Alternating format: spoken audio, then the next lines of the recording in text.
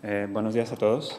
Muchas gracias a la doctora Pudano por la invitación y primero que nada decir que es un gusto estar aquí y ver muchas caras conocidas en el auditorio. Entonces, la idea de hoy es explicaros de manera muy resumida dónde estamos con el masitinib, que como sabéis es un estudio en el que hemos estado trabajando durante los últimos 3 años y en el que han participado 30 pacientes de nuestra unidad. Entonces, ¿cuál es la idea del masitinib? ¿Qué es el masitinib? Bueno, pues lo primero, como tipo de fármaco es un inhibidor de tirosina quinasa. ¿Esto qué quiere decir? La tirosina quinasa pues, es un receptor de membrana que el primer medicamento de esta familia que se empezó a utilizar es un medicamento que es bastante conocido, que es el imatinib, que es un medicamento que se empezó a utilizar hace ya más de 20 años en la leucemia mieloide crónica y que tuvo un gran efecto en el campo de la hematología. Lo que hace es inhibir el ciclo celular, ¿vale? Entonces es como una especie, digamos, de quimioterapia y su uso va dirigido a pacientes con cáncer, ¿no? Estados en los que hay una gran proliferación celular, pues tú bloqueas este receptor y disminuyes el ciclo celular, entonces pues haces que las células se repliquen menos. Entonces, la familia es esta. El imatinib es el prototipo y el masitinib es, digamos, un primo. ¿Y en dónde actúa específicamente? Pues actúa en unas células que son los mastocitos. Los mastocitos son unas células que hacen parte de nuestro sistema inflamatorio. Entonces, curiosamente, esta molécula pues, ya tiene 10 años de ser conocida y su uso aprobado es en veterinaria. ¿Por qué? Porque desconozco el motivo, pero los tumores de las células de mastocitos, los mastocitomas, son frecuentes en los perros. Entonces, está aprobada y se utiliza para este motivo. Entonces, la molécula es de un laboratorio francés que se llama AB Science, que tiene la patente de la molécula y que desde entonces pues, ha estado haciendo distintos ensayos preclínicos y clínicos para buscar nuevas indicaciones para este fármaco. Lo han probado en mieloma, en melanoma, en neoplasias gastrointestinales, cáncer de páncreas y a nivel neurológico pues hay ensayos iniciales en Alzheimer y un estudio en marcha también en un subtipo de esclerosis múltiple que es la esclerosis múltiple primariamente progresiva. De todas estas aplicaciones, ninguna ha logrado la aprobación de las agencias reguladoras a día de hoy. Entonces, bueno, lo primero es, ¿tiene sentido biológico? Esto que explicábamos antes. Los estudios tienen un sentido. Un primer sentido es que tú demuestres que biológicamente hay una lógica detrás de utilizarlo y luego a partir de allí pues vas a la clínica, pruebas, estudios de fase 1 en los que se demuestre que se puede dar en seres humanos, habitualmente en seres humanos sanos, y se vea por qué vía se puede utilizar, si oral, inyectada, intramuscular. Estudios de fase 2 que buscan un primer análisis en enfermos y finalmente estudios de fase 3, que es cuando comienzas a utilizar un gran número de pacientes y comparas contra placebo. Bueno, entonces, comenzamos por el principio. El mecanismo de acción, ¿tiene sentido biológico o no? Vale, entonces, esto que voy a decir ahora es un poco una sobresimplificación, pero es para que entendáis cuál es la idea o lo que dice el laboratorio. Pues el masitinib inhibe un receptor que hay en unas células que hay en nuestro sistema nervioso central, que son la microglía, que son como los representantes del sistema inmune a nivel del sistema nervioso central, y cuando actúan sobre este receptor, hacen que esta microglía permanezca en un estado, digamos, antiinflamatorio, ¿vale? Si este receptor está activado, pues las células de la microglía se replican muchísimo y se convierten en unas células aberrantes, activadas, que tienen un efecto neurotóxico, ¿vale? Entonces, si hacen un cultivo celular, colocan neuronas motoras sanas y las cultivan junto con la microglía activada, pues la microglía activada ataca a la motoneurona y la motoneurona degenera. Entonces, si bloqueamos este receptor y dejamos que la microglía no esté activada, pues las neuronas motoras se conservan. Entonces hay un efecto neuroprotector a través de la regulación del sistema inflamatorio. Entonces, esto en el cultivo celular. Entonces, protege las motoneuronas. Y lo siguiente es ir al modelo de ratón, donde ellos sí que demostraron que en el modelo de ratón que llevamos utilizando desde los años 90, que es el ratón que tiene una mutación de SOT, pues aumentaba la supervivencia. No curaba, no detenía la enfermedad, pero sí que aumentaba la supervivencia, ¿vale? Entonces, asterisco aquí. Muchos de los fármacos que se han probado ahora en todos estos ensayos clínicos que han fallado, en el modelo de ratón funcionaban. De aquí lo que comentaba la doctora Povedano, de que haya una gran discusión ahora de si realmente este es el modelo ideal en el que se debería probar la medicación que después va a ser probada en la enfermedad en humanos. Probablemente la respuesta sea que no y que necesitamos un modelo animal distinto. Pero bueno, como a día de hoy es el modelo que tenemos, pues seguimos probando los medicamentos potenciales en este modelo. Entonces, esta diapositiva ya os la había enseñado la doctora Povedano, muestra la complejidad de los mecanismos que llevan a la neurodegeneración. La neurona es muy delicada y necesita que funcionen muchos sistemas a la vez. Entonces, cuando una molécula tiene un efecto potencial, que en este caso es la microglía, la inflamación, pues nos estamos dejando un poco todo lo demás, ¿no? Solamente para que os hagáis una idea de que algo que parece que es muy sencillo, pues bloquea este receptor, bloquea la microglía, ya no hay inflamación, por tanto va a haber neuroprotección. Pues resulta que no es tan sencillo, que es bastante más complejo que eso. Bueno, entonces ya pasando en cuanto al estudio. Ellos directamente fueron a hacer un estudio fase 3, no hay estudios de fase 1 ni de fase 2 en ELA. ¿Vale? Fase 1 sí en pacientes sanos, pero para otras indicaciones. Entonces, el ensayo AB 10015 fue un ensayo multicéntrico. Aquí en Barcelona pues, participó también el Hospital Valdebrón, el Hospital del Mar y nosotros, y principalmente en España el Carlos III con el doctor Jesús Mora. En total fueron 394 pacientes, fue internacional, 9 países, 34 hospitales. Entonces, ¿el diseño cuál era? Pues 3 grupos. Todos los pacientes recibiendo Riluzol, que es el medicamento que tenemos aprobado, un grupo con placebo, un grupo que recibía el masitinib, que se toma 2 veces al día a dosis de 3 miligramos, y otro grupo a una dosis un poco más alta, de 4.5 miligramos cada día. Los pacientes se los seguimos durante 48 semanas y el objetivo era demostrar si había o no un efecto sobre la escala funcional, que es la encuesta que os pasamos en la consulta, que mira la función vulvar, la función respiratoria, la movilidad, la capacidad para manejarse nutricionalmente y respiratoriamente. Bueno, y como objetivos secundarios, pues también se miró las escalas de calidad de vida, que al final es lo que más interesa, más allá de la supervivencia, y la capacidad vital funcional respiratoria. Entonces, los pacientes los empezamos a reclutar en abril-mayo de 2015 y el último paciente que fue incluido terminó el seguimiento ya en diciembre de 2016. ¿Vale? Entonces, desde diciembre de 2016 ya el laboratorio tiene los datos completos de la primera fase del estudio de estas primeras 48 semanas.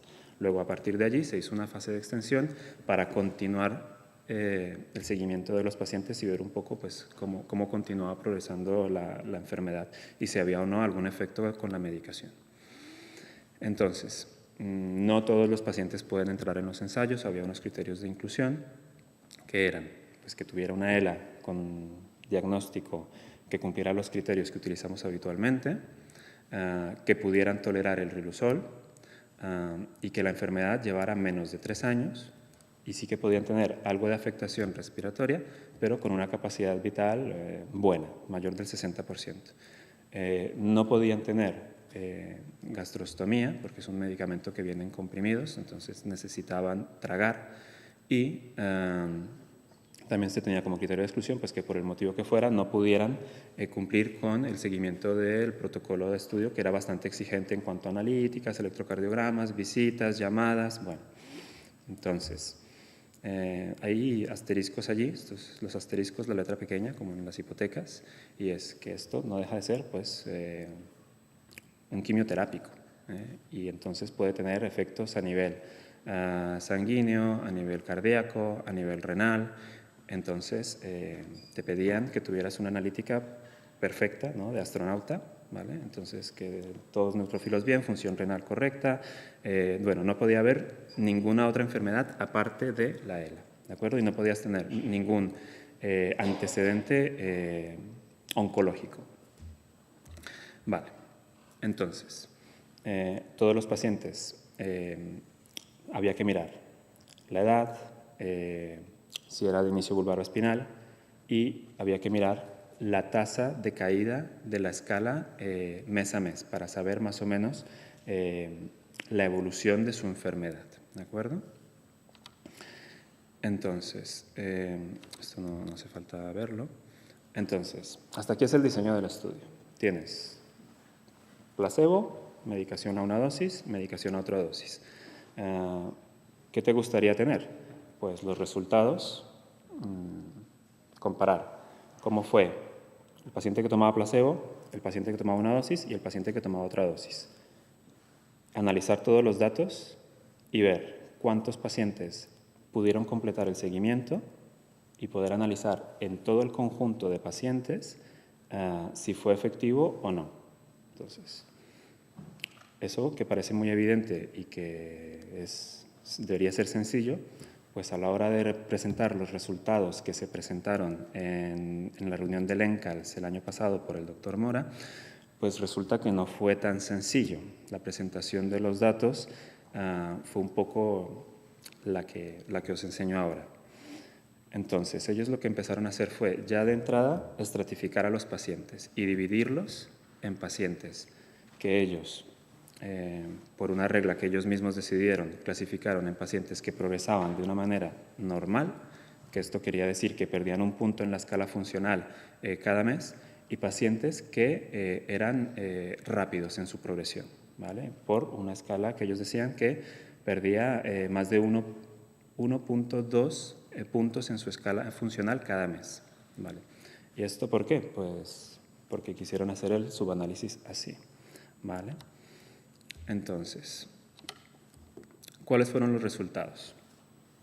Pues, insisto, lo fácil hubiera sido comparar los tres grupos, dime si funciona o no funciona, pues no fue tan fácil y ellos hicieron este análisis, que fue hacer un análisis paso por paso con unas bases, con unas reglas estadísticas, en las cuales, si se cumplían las reglas estadísticas que ellos mismos determinaron, iban al siguiente subgrupo. Entonces, no hubo como tal un análisis primario, sino que hubo desde el principio fue un análisis de subgrupos. Se fueron directamente al subgrupo de pacientes que tomaban la medicación de 4.5 miligramos y que ellos habían clasificado como de progresión normal. Entonces, en este subgrupo específico de pacientes, sí que demostraron que había un beneficio en cuanto a la tasa de caída de la escala funcional al cabo de 48 semanas. Un beneficio de un 27%. Es decir, la curva de caída de la enfermedad en los pacientes progresores normales para ellos que tomaban masitinib, pues fue un 27% más lenta respecto de los que tomaban placebo. ¿De acuerdo? Entonces, esto es lo mismo, pero bueno, añadiendo un dato de supervivencia.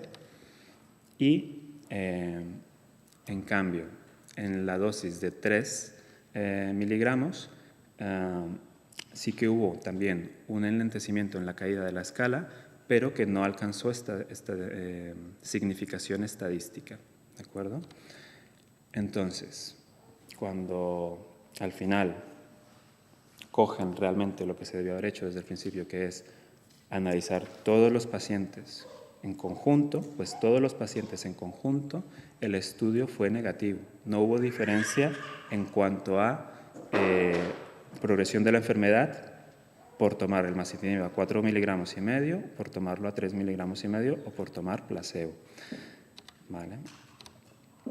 Entonces, hicieron otro análisis con esto grande aquí en mayúsculas que es post hoc, que es cuando rascas un poco, machacas un poco los datos, y es que si restringes los pacientes al subgrupo de pacientes que tenían menos de 2 años de enfermedad, parecía que era más efectivo. Es decir, es un ensayo positivo en cuanto a que muestra que si cumples sus condiciones, pacientes que tengan una tasa de caída de la escala funcional de menos de 1 punto por mes y que tengan una enfermedad que lleve menos de 2 años de evolución, puede tener un efecto favorable sobre su caída en la escala funcional de un 27%.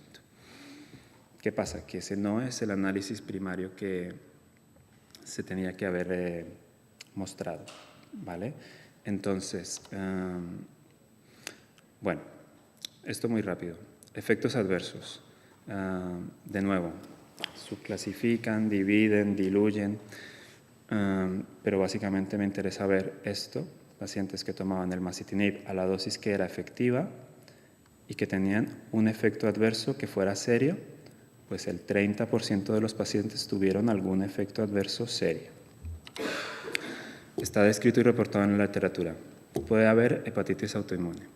Está descrito y reportado en la literatura. Puede haber lesiones cutáneas, un lupus eritematoso, y nosotros, que todavía no está descrito, pues tuvimos un paciente que hizo un pénfigo también, que también fue atribuido a la medicación.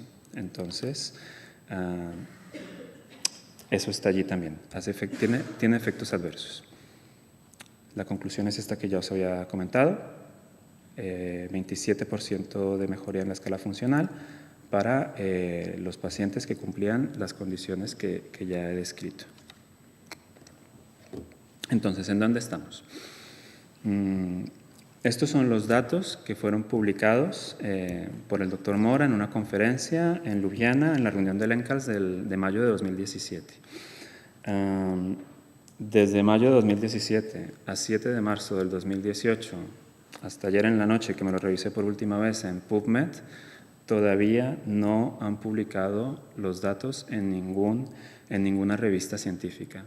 Eso quiere decir que no han pasado el filtro de exponer sus datos a una revista y someterse al escrutinio o a la crítica pues, de la comunidad científica, ¿vale? Si tú tienes un estudio positivo claramente, lo publicas en el New England, que es la mejor revista, o en el Neurology, a las 2 o 3 semanas, ¿vale? Sobre todo en una enfermedad como es la ELA.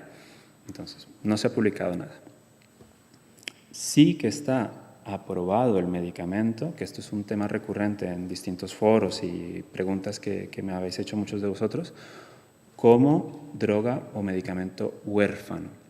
Esto no quiere decir que esté aprobado por la agencia, son dos cosas distintas. La designación de droga huérfana, que bueno, os lo explicará mejor la doctora Ereu más adelante, pero bueno, simplemente es una figura administrativa que sirve para potenciar la investigación y facilitar los trámites burocráticos en enfermedades que son raras y que como son raras no tienen un beneficio económico suficientemente importante como para que los grandes laboratorios se interesen. Entonces, es intentar hacer más atractiva la investigación en estas enfermedades para que la industria se implique más, ¿vale? Pero esa designación de droga huérfana tiene unas condiciones, sobre todo que sea una enfermedad rara, que no tenga un tratamiento alternativo y está sujeta al condicionamiento de que presentes los datos, los publiques y demuestres que sea efectivo antes de poder decir o aceptar su uso indiscriminado a nivel de la práctica clínica convencional.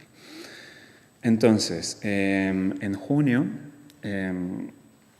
bueno, como os lo he comentado antes, masitinib es una medicación que se ha estado publicitando para otras enfermedades, principalmente para una enfermedad que es la mastocitosis sistémica.